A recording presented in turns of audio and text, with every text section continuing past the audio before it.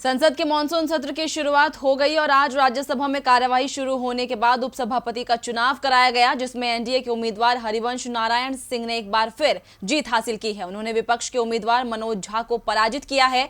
राज्यसभा चुनाव को लेकर देखिए हमारी ये रिपोर्ट। आज राज्यसभा में उपसभापति का चुनाव था। एनडीए की ओर से जेडीयू सांसद हरिवंश नारायण सिंह और विपक्ष की ओर से आरजेडी के मनोज झा उम्मीदवार थे। एनडीए का पलड़ा पहले ही भारी माना जा रहा था और आज सुबह बीजेडी की ओर से भी एनडीए उम्मीदवार के समर्थन का ऐलान कर दिया गया, जिसके बाद मनोज झा के जीतने की उम्मीद लगभग समाप्त हो चुकी थी।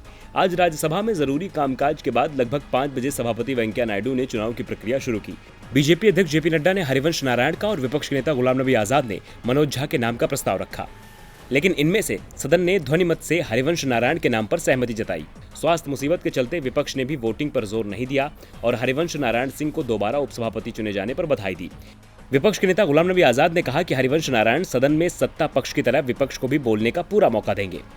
पीएम मोदी ने भी हरिवंश को जीत की बधाई देते हुए कहा कि पहले कार्यकाल में हरिवंश जी ने कुशलता से सदन का संचालन किया, तेजी से बिल पास करवाने के लिए घंटों तक सदन में बैठे रहे। पिछले साल 10 साल में इस सदन के लिए सबसे ज्यादा प्रोडक्टिविटी वाला रहा। हरिवंश नारायण इससे पहले अगस्त 2018 में कांग्रेस के नेता पीजे कुरियन का कार्यकाल समाप्त होने पर उपसभापति बने थे। हरिवंश नारायण सिंह का पहला कार्यकाल इस साल अप्रैल महीने में खत्म हो चुका है। 2018 में हुए चुनाव में एनडीए उम्मीदवार के रूप में हरिवंश ने कांग्रेस के बीके हरिप्रसाद को हराया था। उस चुनाव में हरिवंश ने 125 वोट हासिल किए थे, जबकि बीके हरिप्रसाद को 105 वोट ही मिल सके थे। DV live report.